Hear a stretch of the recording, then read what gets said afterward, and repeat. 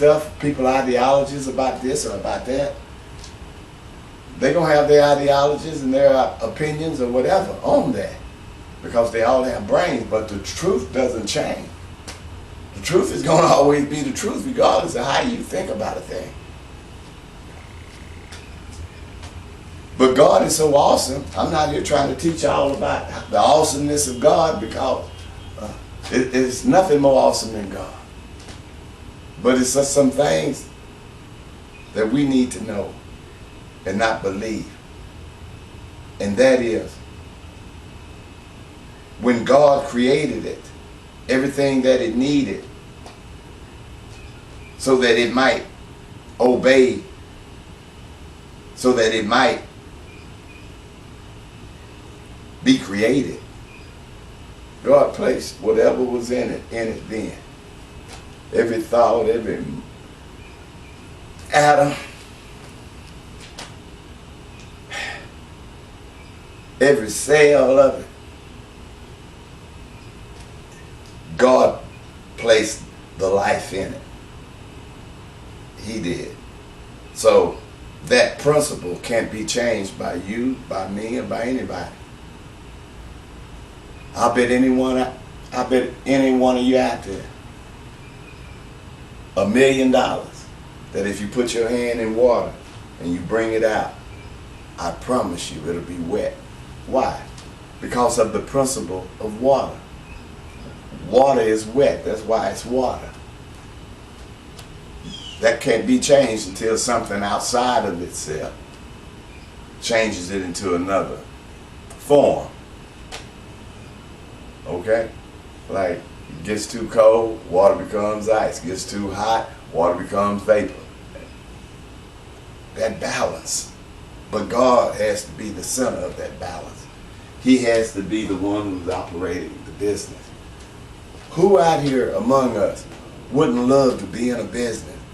And we see each and every day what being in a business that God is the CEO, that's allowing people that don't have anything to come into a business thinking of it as an investment that God has given you, like your talents, and investing it into a business that's guaranteed to pay you on what you do, because that's how multi-level marketing works.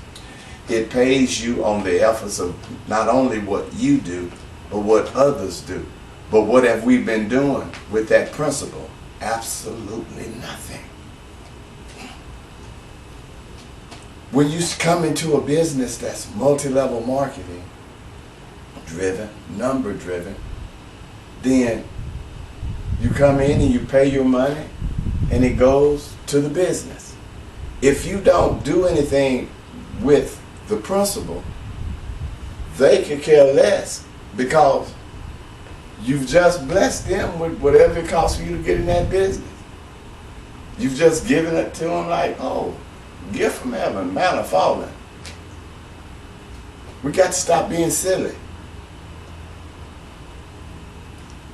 They're going to smile when you give them the money, and they're going to smile when they give you money. And the return on your investment is going to be astronomical, because you'll be handling your own investment. This is a business. Let God be the CEO, and let us make this economy in the United States explode in prosperity by not just allowing ourselves to sit and wait on government assistance, bickering between one side and the other. Put God in the middle of it and let us operate, and let God show us, the middle class, those that really need the help, to bring those up. If the middle class isn't prosperous, then it's going to be impossible for them to bring up the lower class. We're at a time that the pyramid is being built. God is at the top, where he'll always be, And the base is where it'll always be. In a position to get top heavy and flip. A lot of people are thinking they're at the top of this pyramid. That's good that everybody think that. But the Bible says those that were up must come down.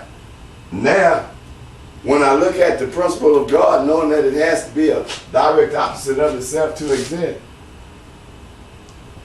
what I see is an ideology, a divine ideology concerning a nation. The story of Israel, flight from Egypt, is a story that's inspirational and gut charging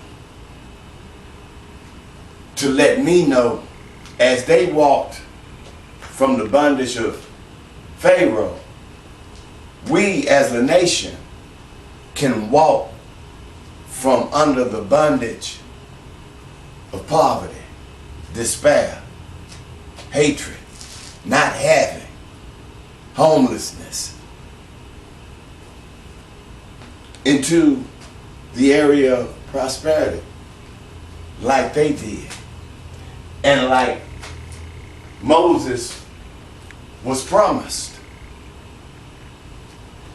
by God in 12:1-3. God promised Moses what would happen to his seed if he allowed him to be the CEO, the head of his life. God's promise then is the same promise now. We're the people that's being led by the Spirit of God through a wilderness of prosperity. Through is behind us. Now what's in front of us is that which was God's promise to all of us, if we'll allow him to be the CEO. I have to keep it simple. I have to try to stay on track. I have to try to keep from,